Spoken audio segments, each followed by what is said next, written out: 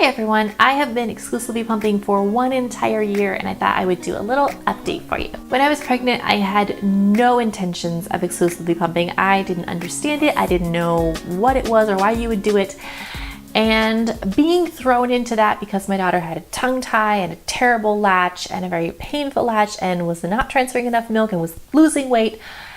Yeah, all of those things, it was very overwhelming. It was extremely overwhelming.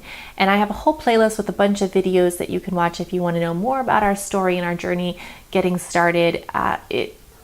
Pumping has been the hardest thing that I have ever done, and it has taken a lot out of me. I mean, I have been drained physically, emotionally, spiritually. Like every part of me has been sucked out by pumping.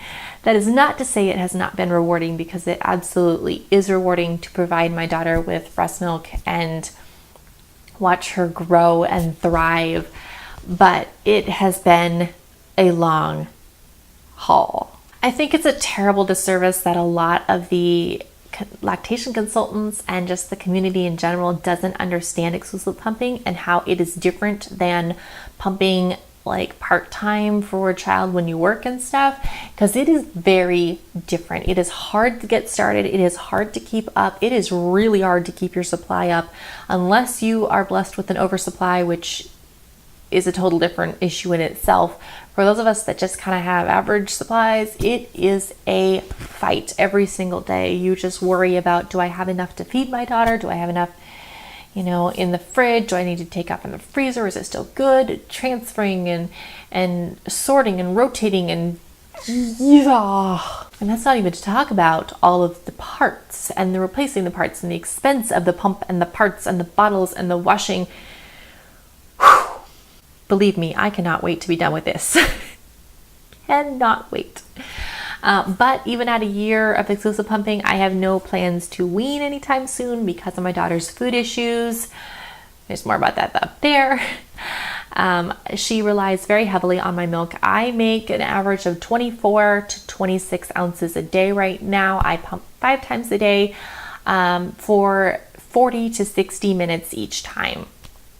And my schedule right now is about 4:30 a.m., 8-ish a.m., 12-ish, and 4 or 5 in the evening, and then before bed, which is anywhere from 8:30 to 10. I am currently using the Spectra S1 most of the time. That's the one with the battery in it, so that I don't have to be hooked up to a wall plug or carry around a charger or anything. It is awesome. It is my favorite ever.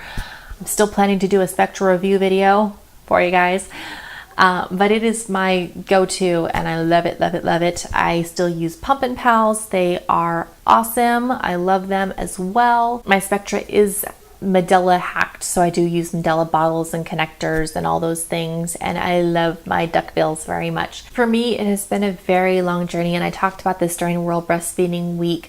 I've had a lot of damage and trauma and pain, and it's something that I can't wait to be done with because of all of that, but that's what it is right now. I've had to work very hard to re-up my supply multiple times. Every time I would drop a pump, basically my supply would go down and then I would have to work really hard to get it back up again. I've used things from oatmeal, electrolyte water, Gatorade, different supplements. I try not to use fenugreek because fenugreek doesn't always work with everybody, and I don't know that it helps me. But I have done a lot of things, but primarily just increasing my pumps, doing middle of the night pumps, all that fun stuff. It's a lot of work. It is definitely a lot of work, and people don't always understand how much more effort sometimes goes into exclusive pumping. Not for everybody. Some people have an easy time, but for many of us, it is a lot of just constant effort. Whereas not that nursing isn't, because nursing was hard, it really was. And for many people, it is difficult. And I deal with biting and all kinds of stuff like that.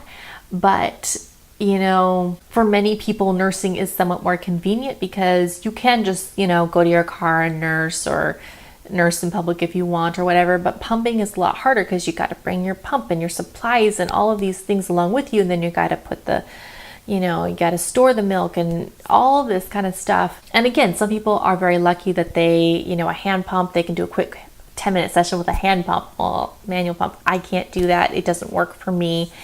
I have to sit down for 40 minutes to an hour with a double electric pump, and it is hard.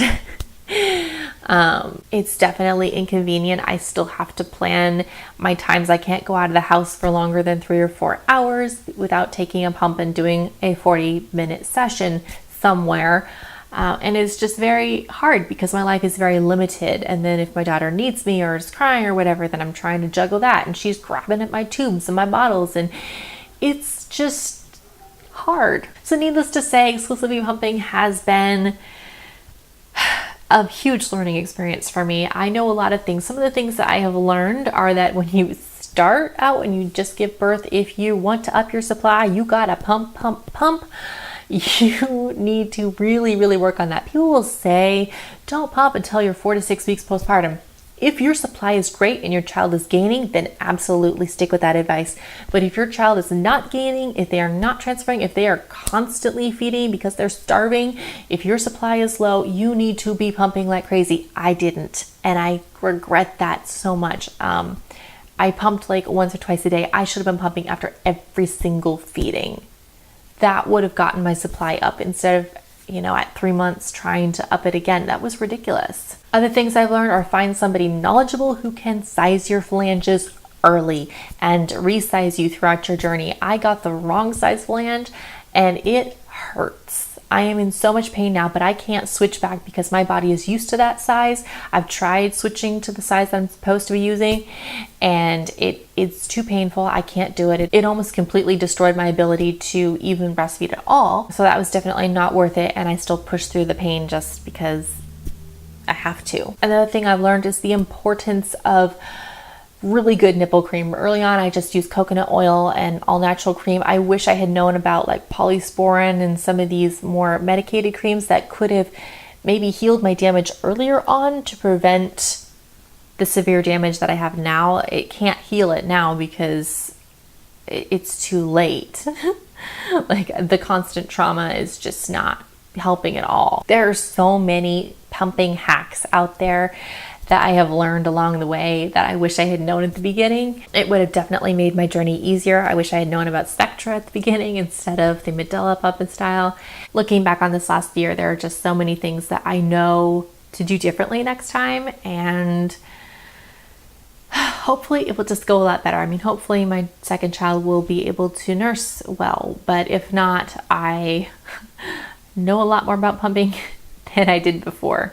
So that is my 1 year exclusively pumping update. Let me know what your biggest pumping challenge is. Leave that in the comments below. And if you have any other questions for me, also leave those below and I will try to answer them. If you'd like to see more updates like this, I have my playlist up there, and be sure to hit that subscribe button to see more content on exclusively pumping and raising kids and all of this fun stuff that we call life. I do videos on Monday, Wednesday, and Friday. And if you hit that button, you'll get them to your feed. Thank you so much for watching, and we'll see you next time.